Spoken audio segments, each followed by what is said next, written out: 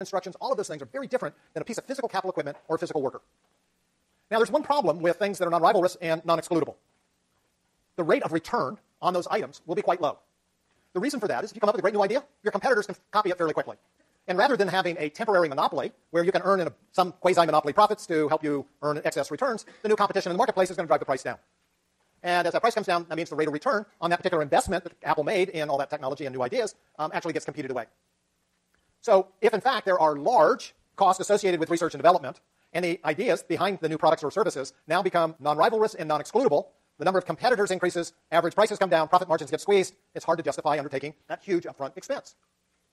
So if you don't take that huge upfront expense, less of that activity takes place. Less research and development would take place in coming up with those new ideas. But these changes in technology, which lead to changes in total factor productivity, help to boost economic growth and raise the level of economic output per worker. So that's socially valuable. Right? We'd also like to be a little richer, probably a little taller, a little prettier, handsomer, and all those kinds of things. But mostly, from an economy's perspective, we'd like to have higher incomes per worker and faster growth. But now we're not getting it because the private sector doesn't have the appropriate profit incentive to undertake large investments in new ideas. So what that means then is that the private sector is likely to underinvest in those types of projects, research and development projects. This is what in microeconomics we would refer to as a market failure. Right? We're not seeing that the private cost and benefits are matching the social cost and benefits. So what do we do about that? Market failures is an economic justification for some government intervention. So a couple of things that the government can do. One is it could adopt policies to encourage research and development efforts. It could also adopt policies to increase or improve human capital development. And third, it could also adopt policies to build or improve existing infrastructure, build new or improve existing infrastructure. So let's look at all three of those. So when we think about research and development, right, research and development efforts should lead to more ideas, which should lead to faster growth in total factor productivity. And indeed, the evidence does suggest the more research and development efforts that are undertaken, the faster the growth of total factor productivity. However, while there's a positive relationship there, the relationship is actually quite weak. And there's a substantial amount of volatility or variability about that. Sometimes we have periods of very strong research and development efforts and we get big gains in total factor productivity. Other times, not so much. So this is important. We've already seen that total factor productivity is important, but this is a really hard way to push on it. Not to say we shouldn't push, but it's a hard way to push in terms of getting lots of definitive output. Now, how can we actually do this? So there are three things the government can do to promote research and development efforts. One is it can undertake direct government expenditures. That is, the government can do the research and development. The second is it can provide tax incentives for the private sector to undertake research and development effort. And third, it can provide intellectual property protections. So when we think about direct government expenditures, we mean direct government expenditures either in government labs, think about the National Institutes of Health, or the Center for Disease Control and Prevention. Those are examples of government labs where lots of basic research is taking place. But it also happens in nonprofit laboratories, primarily, but not exclusively at universities, where the government funds the research and development effort. Think Lawrence Berkeley Laboratory, heavily funded by the government, to look into all sorts of different kinds of research ideas. Now, one of the things about government R&D, it's almost always basic research rather than commercial research. That is, it's at the early stage of the building blocks of ideas rather than towards the end where a new product or a new service is going to come out of it.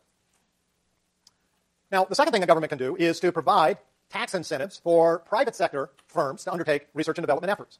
And in the United States, we do have these kinds of tax incentives. There's a research and development tax credit. So companies spend money on research and development. They get a tax credit against some proportion of those expenditures. We don't currently have, to my knowledge, but we have had in the past, accelerated depreciation on research and development facilities. So that if you needed to build a new laboratory that was going to cost $100 million, rather than depreciating it over its useful life of, say, 20 years, you might be able to depreciate it over 5 years or 10 years. This would reduce your tax burden in the short term and therefore raise your profits and profit margins in the longer run. So again, it's just trying to increase the incentives for the private sector to undertake more research and development efforts. Now, private R&D is almost always commercial rather than basic research. Right? So notice then that government and the private sector basically split the research agenda, where the government sector, government-funded sector, does the bulk of the work in basic research, while the private sector does the bulk of the work in terms of commercial research. A third thing that turns out to be very important in this regard is the government's adoption and enforcement of intellectual property rights. So here what we're talking about are things like patents, trademarks, copyrights, any of those types of things that provide protection for intellectual property. Right? So come up with a great idea, the government is going to grant you a patent, a copyright, trademark, whatever it might be, on that idea or that new product. What that means is your competitors cannot come out and make an identical copy of it. Can't go to the store and buy one and say, oh, that was really clever. Let me just make exactly the same thing. Turn the apple upside down, take a bite out of the other side, sell it off. Can't do that. Right? Got to make it a little bit bigger, got to change the curvature on the edge, and all of a sudden you got a Samsung phone.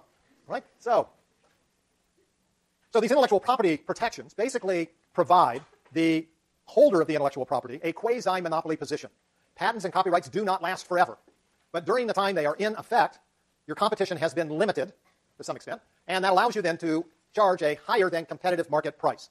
So you have quasi-monopoly profits, which has raised your rate of return. That's great for your incentive for undertaking the research and development efforts. Again, it is temporary because eventually those protections go away. But this also raises a dilemma. The stronger the intellectual property protections, the fewer competitors will be out there in a short period of time, which means both the price won't come down, and it also means the idea won't be widely diffused in the economy. But if you come up with a great idea that's going to make a huge difference to total factor productivity, you want the idea to be pushed out into the broader economy. So policymakers are always struggling with this issue of how much intellectual property protection to grant. We want to grant enough to encourage firms to undertake the research and development, but we don't want to provide so much that we slow down significantly the diffusion of the ideas into the economy and therefore slow down total factor productivity growth. That's the struggle. And we see that struggle going on all the time. Congress has been, for as long as I can remember, always arguing about changes to the copyright and patent rules. Okay, so a second broad area that the government can work in is by increasing or improving human capital development. So human capital is simply telling us what the skills and education of a worker are. Right? Basically, how productive is any individual worker, or in this case, the entire labor force. What research shows here is that, again, there's a positive relationship, and it's actually fairly strong. The better educated and better trained workers are, the more productive they become. So by investing in education and training, what we can see is that total factor productivity should rise much more quickly. If you look around the world at various different countries and look at their level of total factor productivity and their average level of schooling in the country, you will see indeed this strong positive relationship. More years of schooling equates to higher levels of income per worker. More educated workers are generally more productive workers. Now, what does the government do about that? Well, one would be its educational policies in general, as well as its worker training programs. So one of the reasons that the United States had income per worker rising so much more quickly between 1900 and 1950 than did almost any other country in the world was because we were the first country to adopt universal primary and secondary education. One of the reasons total factor productivity grew more quickly after World War II up until about 1975 or 80 was that the government adopted a GI Bill, which helped to lower the cost for veterans to attend higher education. One of the reasons that total factor productivity has slowed down, not only in the 1973 to 1995 period, but also in more recent years, last 5 years or so, is that the government is now withdrawing some of their support, financial support, especially for higher education. So think about what the state of California has done for your tuition bills. Right? They're clearly not helping to make, the taxpayer that is not helping to make your education less expensive, and we know that when things are more expensive, people take less advantage of them. And so one of the things we've seen in the United States is the average educational level has stopped rising, and a proportion of the population with a four-year college degree has actually declined. So don't let that be you. I'm speaking on your parents' behalf and on yours. Okay, so educational policies can be very important. You can do the right thing, you can do the wrong thing. Some of these are financial decisions, but some of these are policy decisions in terms of how we want to do things. Another area, though, other than just education, is training programs. There was a time when a young college graduate would get hired by an employer, and the employer would realize that the college-educated person might be very smart, might be very analytical, might be able to think outside the box, have critical thinking skills, be able to do presentations, know how to do Excel, how to do PowerPoint, Twitter, Facebook, all those types of things, but didn't know anything specific about the particular company or industry that they were being hired into. And then they would say, aha, we get to train this person up just the way we want to, right? All the intricacies of how our company works or how our industry works. That doesn't happen so much anymore. And so nowadays, one of the things we hear a lot about is a skills gap, where employers say, yes, I have job openings, but I can't find qualified workers. When you follow that question up, however, with what do your in-house company training programs look like, the typical answer is one of two. Either A, we don't have one, or B, oh yeah, we've cut that way back. Okay? Most higher education, for that matter, most secondary education, is not vocational training. Right? We're not training you to do a specific job upon graduation.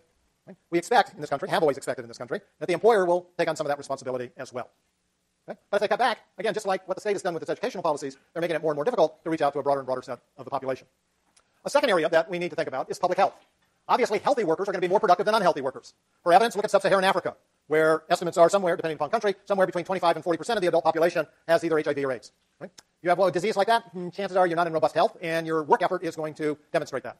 So almost all sub-Saharan African countries have shown really weak productivity gains. Not because they don't have workers, not because they don't have capital, but not because the workers might not even be well educated, but because the workers simply don't have the strength and stamina to do the kind of work that is required to raise total factor productivity. So public health programs can be very important. This, by the way, is one of the reasons we provide such tremendous intellectual property protections to pharmaceutical and medical device companies. Now, we realize that healthy workers, now you may have to stay healthy because you're taking a bunch of pills, or you need some sort of knee implant or hip implant or those types of things, but we're keeping workers healthier for a longer period of time. And remember, in some countries, especially developing countries, public health means something very different than it does in a country like the United States. In some developing countries, what it means is maybe we should have underground sewers rather than open sewers. Right? Sometimes it's just basic sanitation. And all of those kinds of things can lead to disease, and disease, of course, leads to less healthy workers. Finally, the government can adopt policies to remove the barriers to business formation. So it takes an entrepreneur to start a new business. If you want rapid growth in the economy, you have to have some businesses that are growing rapidly. The companies that typically grow rapidly started as small companies. Now, you may very well have heard that most job creation in the United States takes place in small companies. That's only partly true. One of the things that we know about small companies is that most of them fail inside of their first 5 years. The second thing we know about small companies, most small companies stay small companies. Right? So you start a company, you may start with 5 employees, you go to 10, and then you stay at 10. Okay? That's generally not where the real dynamism of the economy comes from. The dynamism comes from a company that starts small, gets to medium size, and continues to grow very rapidly until it becomes a large company. Think about Microsoft. Think about Oracle. Think about Google. Think about Facebook. Right? Almost all of these companies started as tiny little companies of 2, 3, 4, 10 people. And now all of them are 10,000s to hundreds of thousands of people. Rapidly growing companies. Now here's the issue about business formation. Remember, most companies fail. The rest of the companies that don't fail remain small. So the percentage of new companies that become the Googles and grow very large very quickly is really small. It's less than 1% of all new business formations in any given year. So if you want to ensure that you have those kinds of companies, you better create a lot of new companies. So if you have a success rate of only 1%, guess what? If you're creating 1 million new companies a year, 1% is a much bigger number than if you're only creating 100,000 new companies a year. You're much more likely to find that one that's really going to take off. And the important point is, all of those rapidly growing companies grow rapidly because what? They got new ideas or new ways of doing things. That's the change in total factor productivity. So we want to make it relatively easy for individual entrepreneurs to start new businesses. This could have to do with just the paper processing. How long does it take you to start a business? How many hoops do you have to jump through? What kind of rules and regulations are in place to start a business? Do you need a license? Do you not need a license? All those types of things. But it also works on the other end. How easy is it to fail? What do the bankruptcy laws look like? Do we have limited liability? Or is there recourse liability where if you start a business and then fail, even though you were a business, incorporation means different things in different countries, people can still come after your personal assets. So all of those types of things can make a difference in terms of how many companies get started, how many, therefore, new ideas or new products get introduced into the marketplace and have an effect on total factor productivity. The third thing that governments can do is to either build new or repair old infrastructure. So when we think of infrastructure, we're thinking about primarily the distribution system for goods and services and factors of production. How do we move things around in the economy? So these are roads and bridges and tunnels and seaports and airports, railroads, power grids, natural gas pipelines. All of those types of things are important for how we move products around in the economy. And government can be very important in that regard. Again, when we look at the research, this seems to be the absolute strongest correlation that we can find, with the smallest variation. Better infrastructure leads to higher total factor productivity. So if you want an example of not such great infrastructure, if you drive, get in your car one day, and if you don't drive, find a friend who does and get in their car and get them to drive, and try and go over the bridge at rush hour. Right? Big bottleneck. Big bottleneck.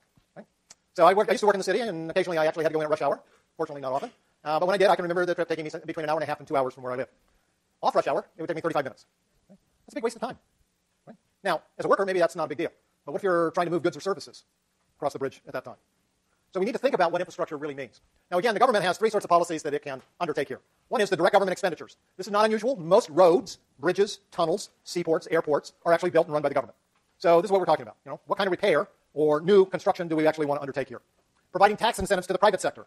There are some things, parts of the infrastructure grid, the transportation grid, if you will, that are owned by the private sector. So in the United States, railroads are in the private sector. Most of the electrical grid is in the private sector. Most pipelines are in the private sector. If you think you have issues with any of those and you want to, again, build more or upgrade what you have, tax incentives provided to the private sector can provide that economic incentive.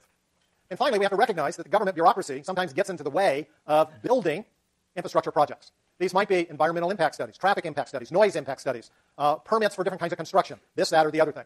I'm not arguing that we shouldn't have environmental impact studies or traffic control studies or noise impact studies. I think all of those things are actually quite necessary. However, it would be possible to actually streamline much of this process and shorten it a significant amount. So some projects today, big projects today, might take as much as 10 years to go from conception to completion. Well, think about if the permitting process and all the other stuff could be done so that it could be done in 5 years. In 5 years, you've just reduced all that time delay by a whole bunch, which means the cost has gone down, which means you'll get more of it. So this can be very important as well. Now, all of these things work for, these are primarily issues with developed countries, but they also are important issues for developing countries. But there's also another set of issues that developing countries have that, broadly speaking, developed countries have already overcome. Not entirely, but largely.